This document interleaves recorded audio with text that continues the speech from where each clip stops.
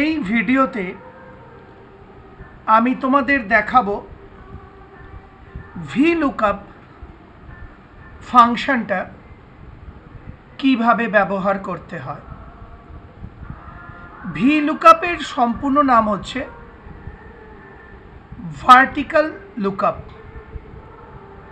অর্থাৎ কোনো ডেটাবেস থেকে ভার্টিক্যালি বা উল্লম্বভাবে কোনো ডেটার অন্য একটা তথ্য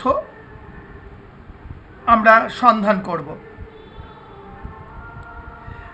আবার বলছি, VLOOKUP এর কাজ হচ্ছে কোনো একটা ডেটাবেস থেকে ভার্টিক্যালি অর্থাৎ উল্লম্বভাবে কোনো নির্দিষ্ট ডেটা সম্বন্ধে কোনো তথ্য সার্চ করা বা সন্ধান করা।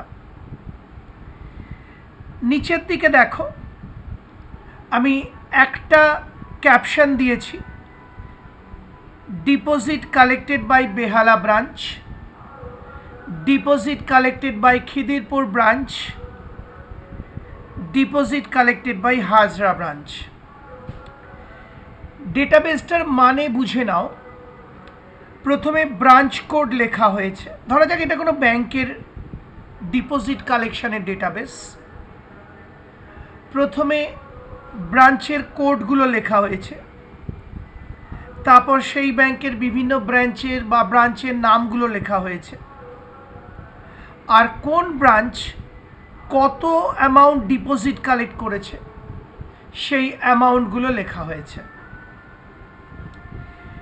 এবার আমরা বার করে নেব deposit collected by Behala branch, অর্থাৎ বেহালা ব্রাঞ্চ মোট কত টাকার ডিপোজিট কালেক্ট করেছে, খিদিরপুর ব্রাঞ্চ মোট কত টাকার ডিপোজিট কালেক্ট করেছে, আর হাজরা ব্রাঞ্চ মোট কত টাকার ডিপোজিট কালেক্ট করেছে। আর এখানে ধরা যাক আমি মাত্র 6খানা ব্রাঞ্চের নাম লিখেছি। একটা ব্যাংকের অনেক ব্রাঞ্চ থাকতে পারে, আমি সময় বাঁচানোর জন্য 6খানা ব্রাঞ্চের কোড, সেই ব্রাঞ্চগুলোর নাম আর ডিপোজিট কালেক্টেড অ্যামাউন্টগুলো লিখেছি।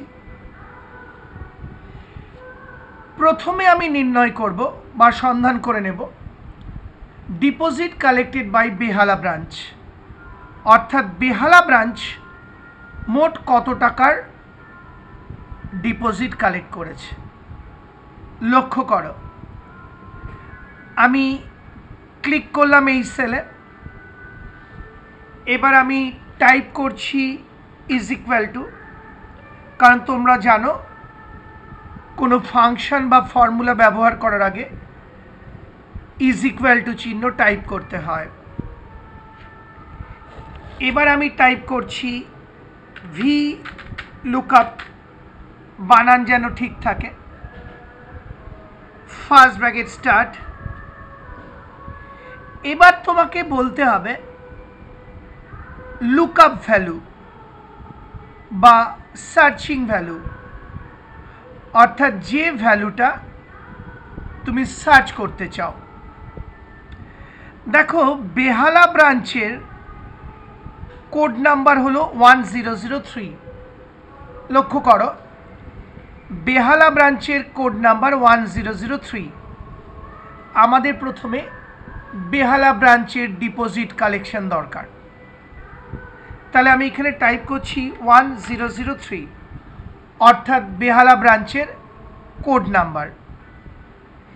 এবার কমা দিলাম। এবার তোমাকে সিলেক্ট করতে হবে বা টাইপও করে দিতে পারো ডেটাবেস রেঞ্জ। লক্ষ্য করো, এই আমি এখান থেকে সিলেক্ট শুরু করলাম, আমি এই অবধি সিলেকশন থামিয়ে দিলাম, অর্থাৎ এইটা হলো আমার ডেটাবেস রেঞ্জ, অর্থাৎ যে ডেটাবেস রেঞ্জের মধ্যে সেই ডেটাটাকে খোঁজা হবে। এবার আমি আবার কমা টাইপ করলাম, তারপর আমি লিখলাম 3। কেন 3? কারণ ডিপোজিট আমাদের কালেকশন চেয়েছে, তা এই ডিপোজিট কালেক্টেডটা 3 নম্বর কলামে রয়েছে।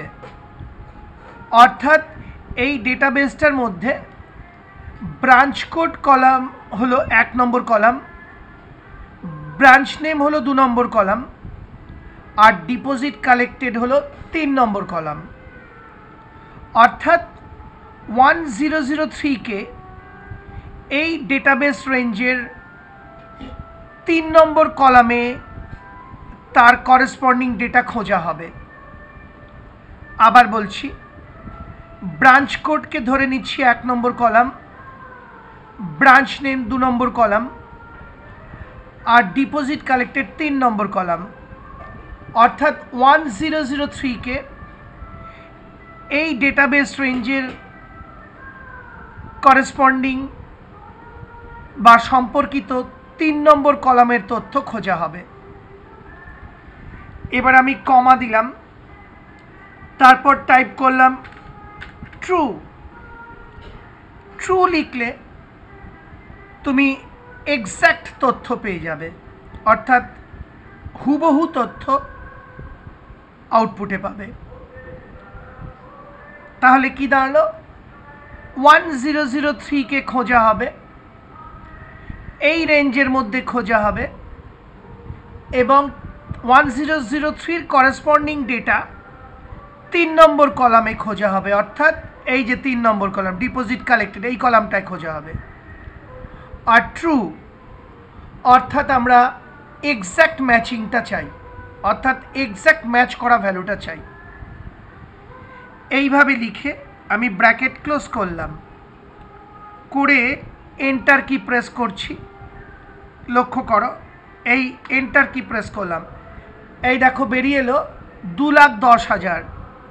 মেলাও 1003 নম্বর হচ্ছে বেহালা, এই বেহালা ব্রাঞ্চ 2,10,000 ডিপোজিট কালেক্ট করেছে। এক্স্যাক্ট ম্যাচিংটা কিন্তু বেরিয়ে এসেছে। এবার আমাকে সার্চ করতে হবে deposit collected by Khidirpur branch. আবার আমি এই সেলটায় ক্লিক করলাম, ইজ ইকুয়াল টু টাইপ করলাম, আবার আমি টাইপ করছি V lookup first bracket start. এবার খিদিরপুর ব্রাঞ্চের কোড নাম্বারটা আমাদের দেখতে হবে। লক্ষ্য করো, এই যে খিদিরপুর ব্রাঞ্চ, এর কোড নাম্বার হচ্ছে 1006। সুতরাং আমি লিখলাম 1006, কমা। এবার তোমাকে ডেটাবেস রেঞ্জটা সিলেক্ট করতে হবে। এই আমি এখান থেকে শুরু করলাম সিলেকশন, এই সিলেক্ট করছি, এই অবধি রাখলাম, কারণ এই অবধি ডেটাবেস রেঞ্জটা। আবার কমা, আবার আমি টাইপ করলাম 3, অর্থাৎ 3 নম্বর কলামে 1006 এর করেসপন্ডিং ডেটা সার্চ করতে হবে, কারণ 1006 হচ্ছে ব্রাঞ্চ কোড, আর এই ডেটাবেস রেঞ্জে 3 নম্বর কলামে তার ডিপোজিট কালেক্টেড রয়েছে, কমা। এবার আমি লিখছি ট্রু, অর্থাৎ আমি এক্স্যাক্ট ম্যাচিং বা হুবহু মিল চাই। তার মানে এবার 1006কে খোঁজা হবে, এই ডেটাবেস রেঞ্জের মধ্যে খোঁজা হবে, 3 নম্বর কলামে ওর করেসপন্ডিং ডেটা খুঁজে নেওয়া হবে, অর্থাৎ ডিপোজিট কালেক্টেড। আর ট্রু অর্থাৎ এক্স্যাক্ট ম্যাচিং আউটপুট হিসেবে আসবে। এই আমি এন্টার প্রেস করব। আমি লক্ষ্য করো, এই এন্টার প্রেস করলাম, আমার উত্তর বেরিয়ে এলো 3,10,000। এই দেখো খিদিরপুর ব্রাঞ্চ, তার কোড নাম্বার 1006 এবং ডিপোজিট কালেক্টেড 3,10,000। এবার আমি নির্ণয় করব deposit collected by Hazra branch. আবার আমি পাশের সেলে ক্লিক করলাম, ইজ ইকুয়াল টু টাইপ করলাম, লিখছি V lookup, first bracket start করলাম।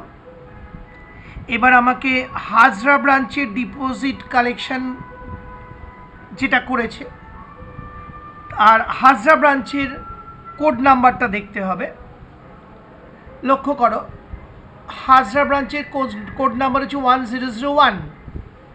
এই যে, তাহলে আমি টাইপ করছি 1001, কমা, এবার আমাকে ডেটাবেস রেঞ্জটা সিলেক্ট করতে হবে।